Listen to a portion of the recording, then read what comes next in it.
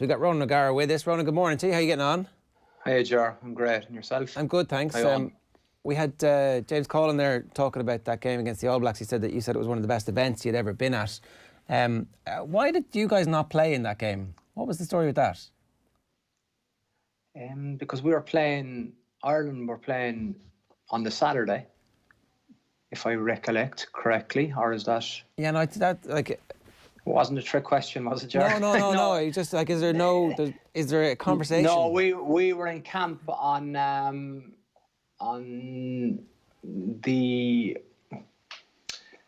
Tuesday, wasn't it? I think we were in camp on Tuesday. Was that a Tuesday or a Wednesday night kickoff, the All Blacks game? I'll tell you exactly now. They said it was Wednesday when they were chatting there. Yeah. So it would have been, I think, and it didn't. Ireland played the New Zealand the following Saturday. So you can't play twice in a week. That was very straightforward. The frontline players aren't going to play. The way I played, it would have been better to play on the Wednesday night in Thomond Park, because I think it was a little bit of a warning sign for New Zealand, and the fact, I think this is what an emotional Irish performance can do, but unfortunately we were well off when we played in Green the following weekend.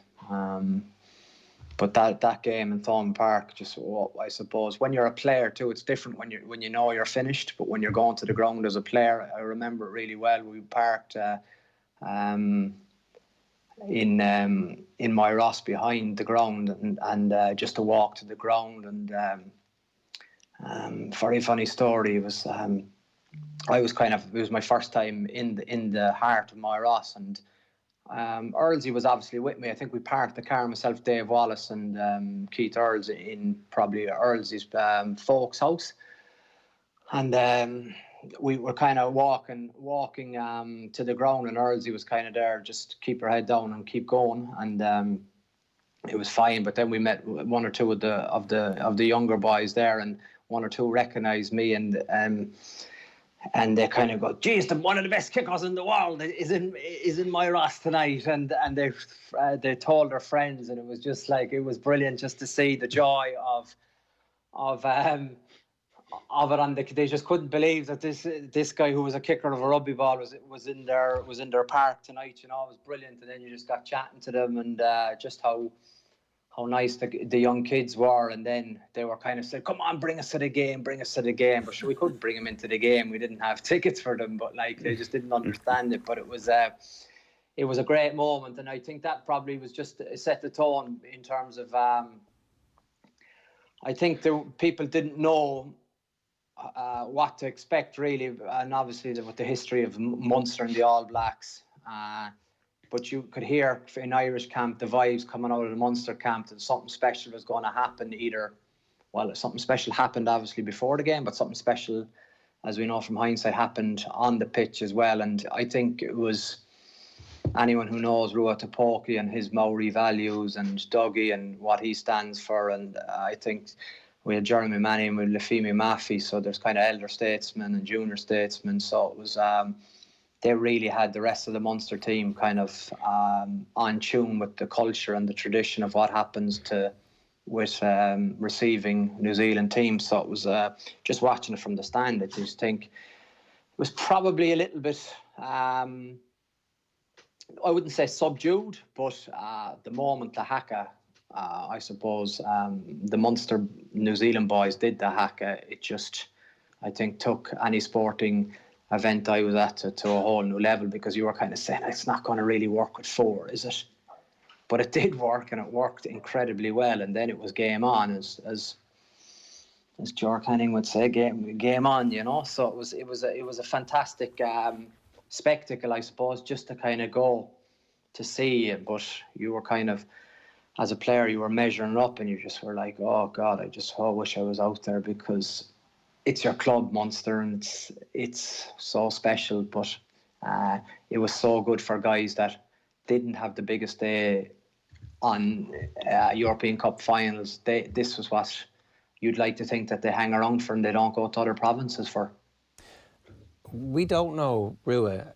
Like he didn't really do that many sit-down media interviews. So what? Like you obviously really liked him, and I'm fairly sure you named one of your kids after him. Is that right? Yeah, it would be. I like the name, but I suppose I like the man behind him too and what he stood for. And he was, maybe at the stage of the career I was, as a man, I really, really respected him and liked him, and he made the game very, very easy for me. I think you've heard this 100 times from me, Ger. Maybe some of the listeners haven't, but like in terms of playing the game at that stage, I had Dougie Howell on my right wing, so on my right hand side, and I'd have obviously my 12, which was Tapoki, on my left hand side. And obviously, one of the good things I would like to think of was probably I was able to see things. But when you have kind of three guys seeing the same things and being able to communicate on the run, it was just so enjoyable to play. I can particularly remember one of the early games, was it in the Rico Arena, where we played Wasps, and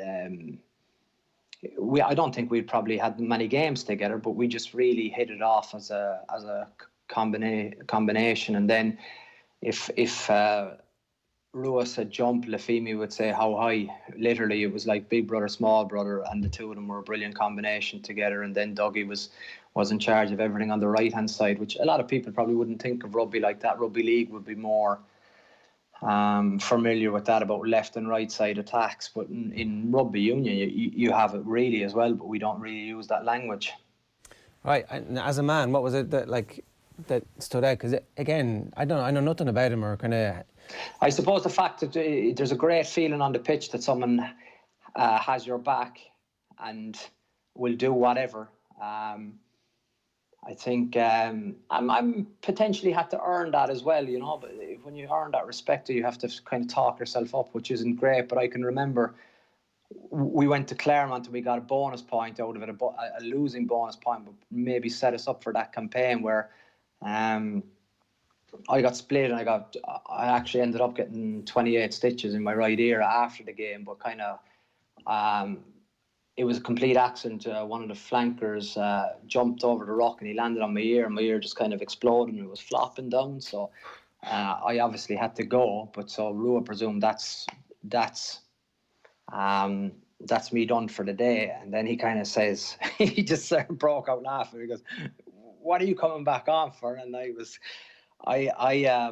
it was normal, at that stage with adrenaline and stuff, you just kind of, whatever it takes. I don't know, would it be passed medically nowadays or anything like that, but there was different rules at that time, and you come on with a head bandage. But it was, I think he probably associated me with a little bit of a pretty boy and hopefully not that tough, but I think that's when our relationship really crystallized, and I ended up getting a penalty late in the game. So it was moments like that I think that people never hear about, that are very, very important, because I was down in New Zealand for obviously 2 seasons, and I met him regularly, and it's like I've never been apart from, which I think is testament to a relationship. But that was created in a really good environment in Munster. If you ask all the other boys, he'd be very, very popular too. Yeah, it's a great humble brag. He thought of me as a pretty boy. He just slipped that one in there, and the rest of us are like, oh, okay, right, that's I like what you did there, Ronan.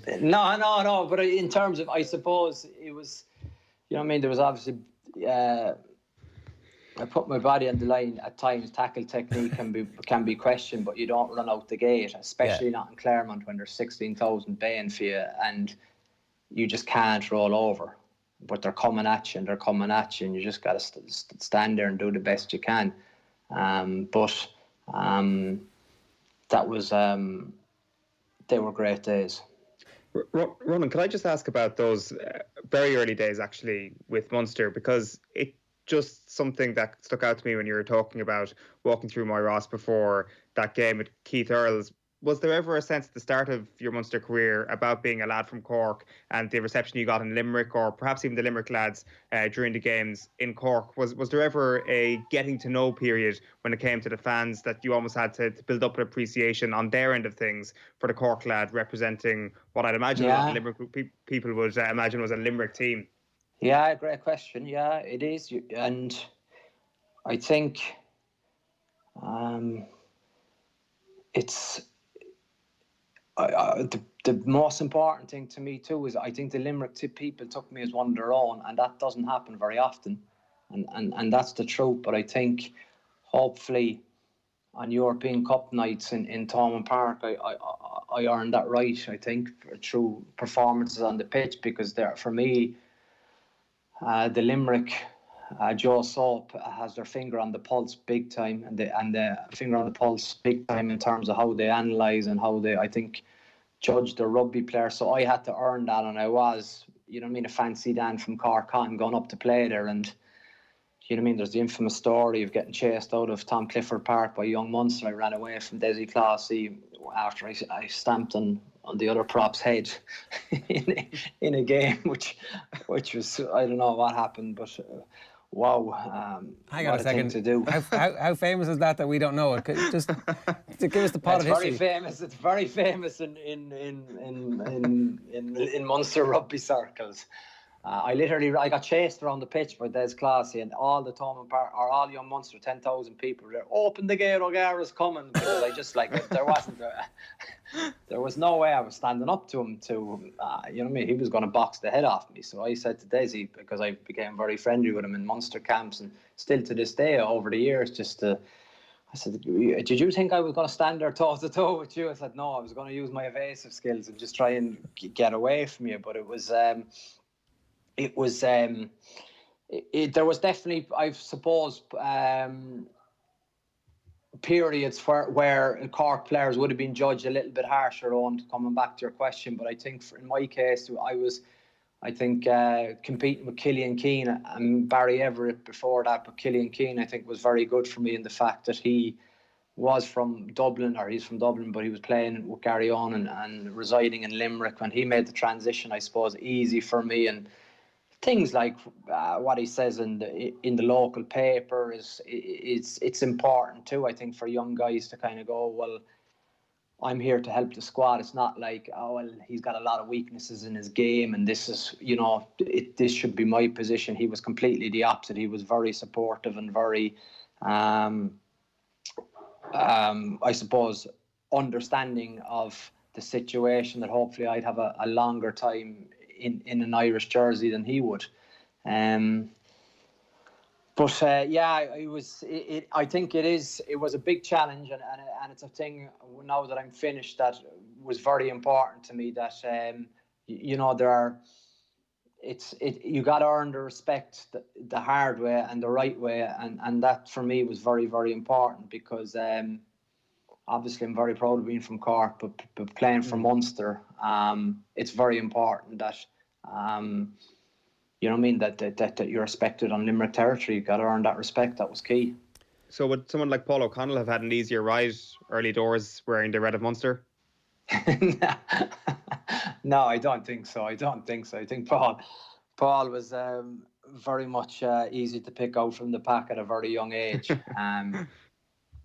But then other people, kind of, when they came down to Cork, a lot of them enjoy playing in Musgrave Park and the change up there. But for me, the place, European nights in January and December, it's Thomond Park, and it's a very, very, very special ground that I wouldn't ever like to dilute. One of the things that we're all very interested in what's going to happen next is kind of the state of the game, and we've got a new weekly feature with Keith Woods, State of the Union, where we're talking to people around the world to see exactly what they think is going to happen next, and everything, it seems, is on the table at the moment, because we don't know when international rugby is going to be possible again. We don't know if tours are going to happen the way they used to happen. It's going to be interesting to see if fans are allowed into stadiums at some point in the next 18 months. Who knows what the lie of the land is going to be. So there is an opportunity for rugby to hit the reset button if they wanted to, and what that might look like.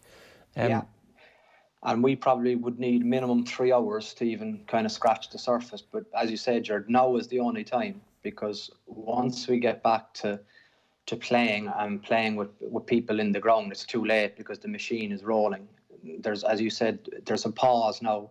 So this is the greatest time for growing the game or restructuring the game or doing whatever is possible to make the game better and more attractive to especially gather, I suppose, or try and choose a new market of people to get watching rugby. It has to grow because finances have all of a sudden become important, but also it is a time for asking the hard questions. But to do that, who's around the table doing this, or what strategic groups have they organised, or is it just country by country battling away? And for me, that doesn't seem to be the best policy to get stuff done.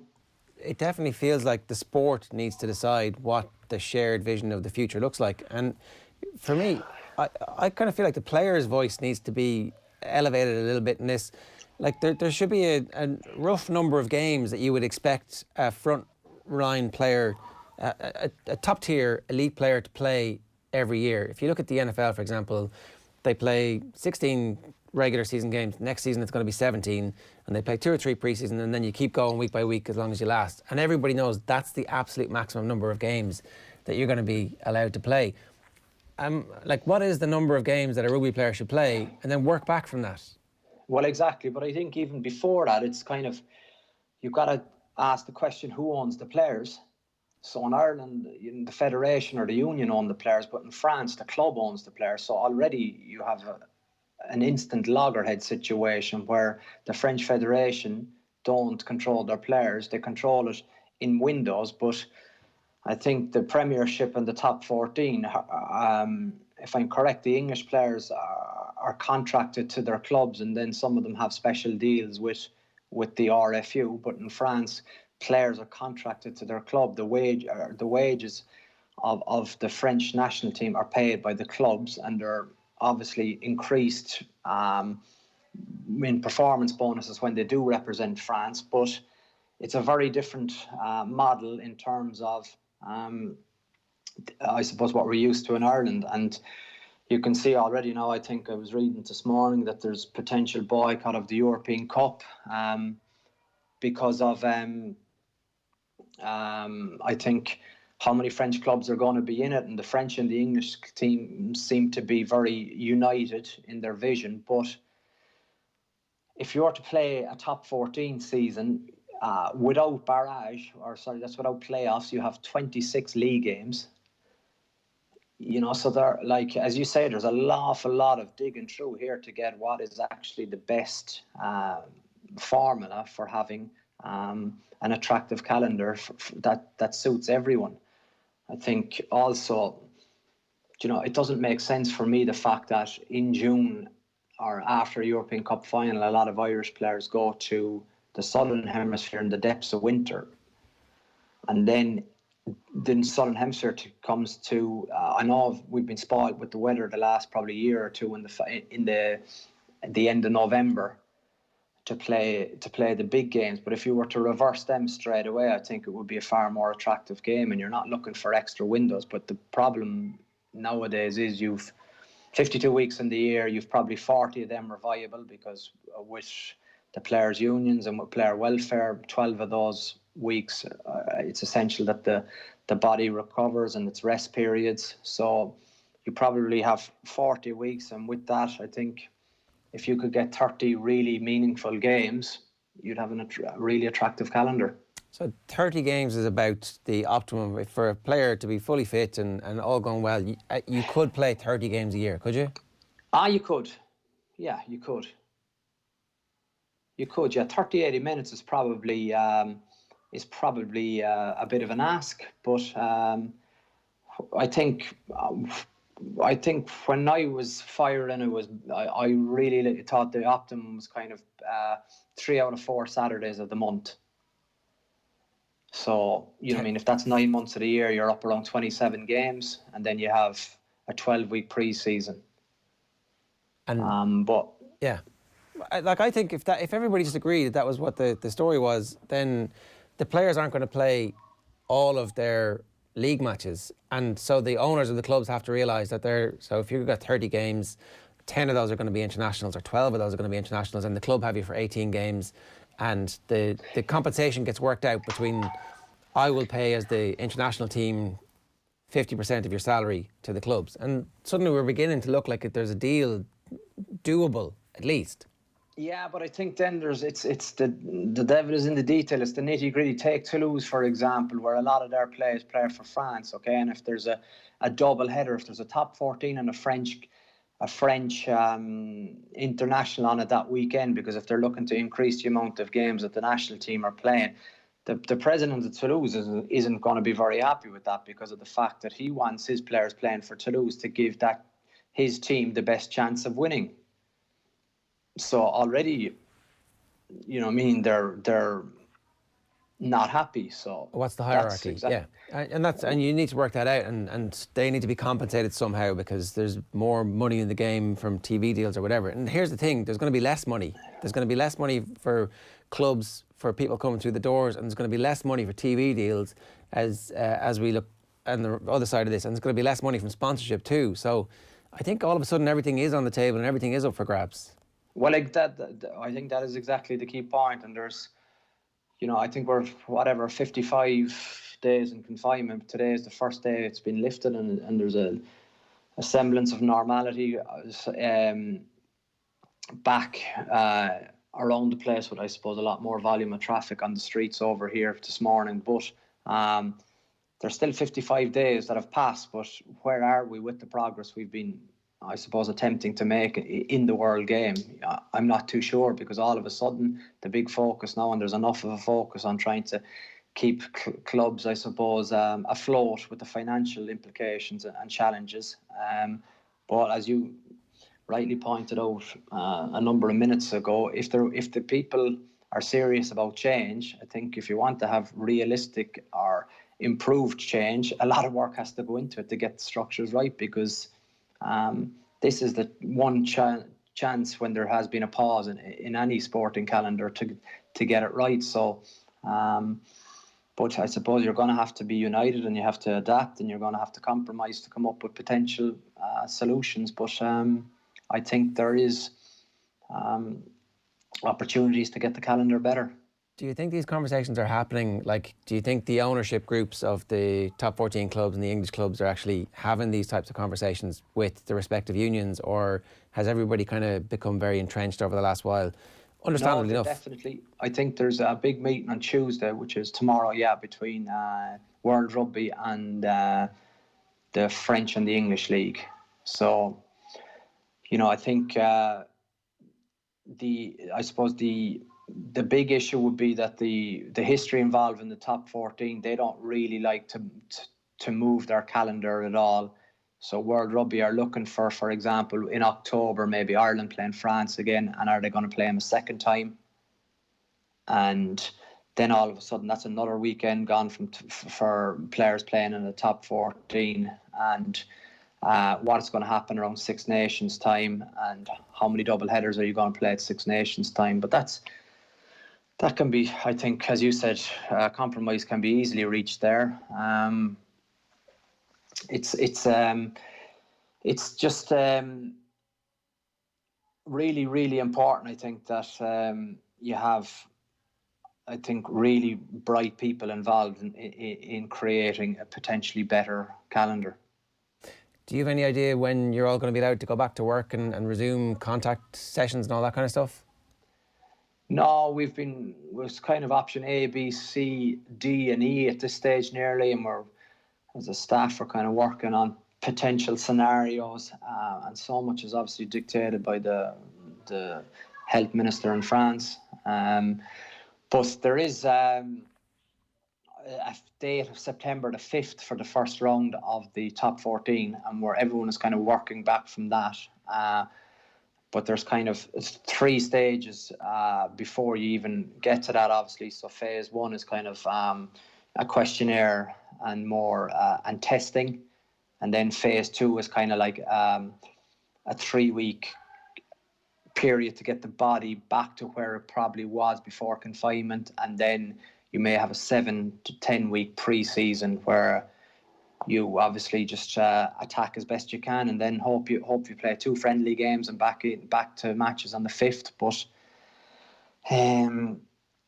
there are so many question marks still in the air over here about how it can possibly take place with social distancing, and obviously economically with the model of, if there aren't people coming to the ground, there are clubs like our club that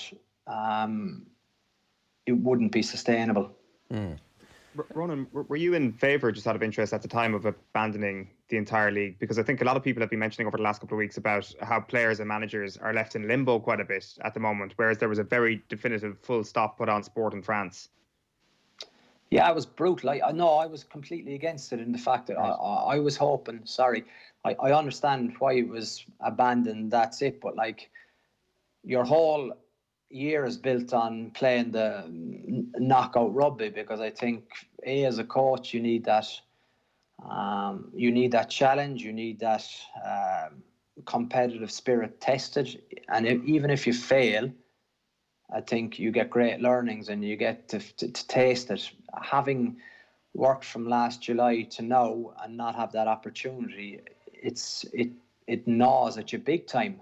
And I think that was why it was so difficult, because there was great rumours at the time that maybe there might be just the teams in the top 6 now, so 1 plays the first 2 go through, and 3 plays 6 and 4 plays 5, so we would have played the 4 teams. So, but like, you're essentially 160 minutes away from a final, which is a great position to be in, or a great mindset to have for you and your players when you're coming back. But that's been abandoned now, and I suppose it's a void year, as they call it. So, but like, if you're a sporting person and you're a competitor, you need finals footy. That's what you're judged on. That's the whole reason for everything existing. Here, listen, at least you did make the final and all the way up to the Mount in Mt Rushmore, Cork Sporting Mt Rushmore. Of all the achievements in your career, Ronan, the thousands and thousands of points, the hundreds of caps, all those appearances, the brilliant coaching career, finally it's all distilled down to Cork Sporting Mt Rushmore. You made it, buddy. I did. Jeez, that was big. It was some talent in Cork, isn't there? Wow. A few of the GA boys weren't happy, but it was, it was my sporting hero. I was contesting, I think, against Jimmy Barry Murphy. So once you're in that company, everything is good. There was obviously a few non-negotiables, and Sonia and Roy, obviously. And who else got there? Christy Ring, I think. Christy Ring, yes, of course. That's before my time, so I don't have appreciation, but you've always got to respect the past, don't you? There's always a past. Standing on the shoulders of giants, I believe, is the phrase we're all reaching for.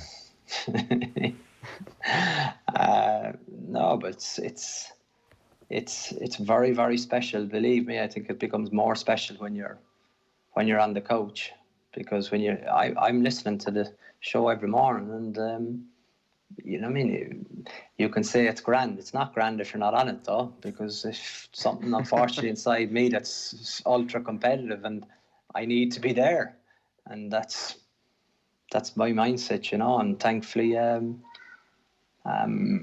you get there because of a bloody good team you played on as well. That's the most important thing, I think there's so many situations where you can analyse a game if you're behind the beaten pack as well, so a great honour.